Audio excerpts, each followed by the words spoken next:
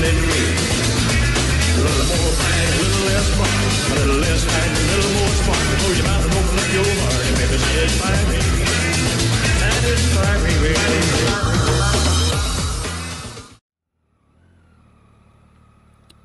So, morning pop pickers. No Eva alone today. Just me on my way to work on this looks like to be a reasonable February morning.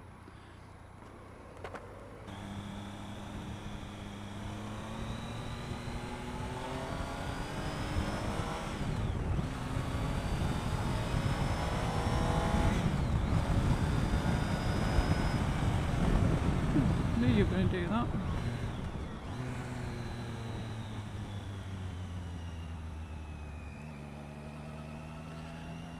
Right, I could undertake him here, but roads are slightly damp and I know there's got a big white arrow, so I'm just sticking behind him.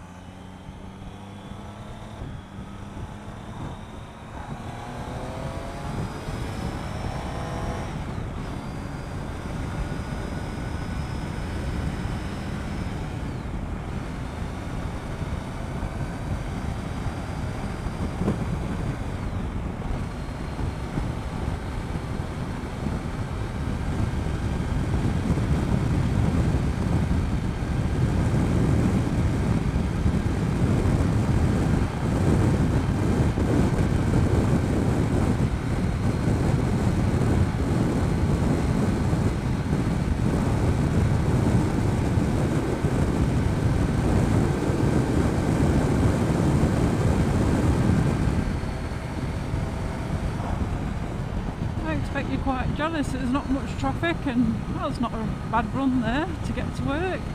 Well, I'll have you know it's half term, so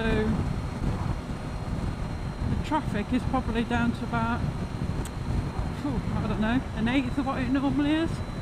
It's not unusual to come just here and for it to be literally a line of traffic from here to the crossroads up ahead. But because kids aren't at school, no traffic, which is great.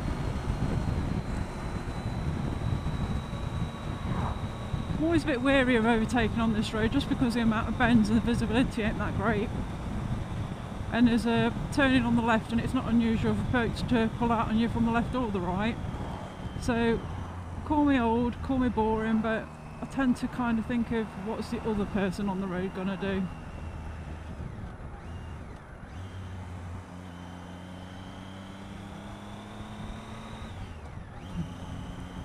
So here's a dilemma for all you lady bikers out there that might be watching. Hair up or hair down with your helmet? I find if I put mine in a ponytail, the bobble digs in the back of my helmet and it feels right uncomfortable. It feels like somebody's got pressure digging a thumb into the back of my head. And then if I have the ponytail loop too low, the back of my helmet catches on it. I've got too much hair to put it up into my helmet because it just works its way down. You know, if you like curl it up and put your helmet on, it just slides out anyway at the bottom.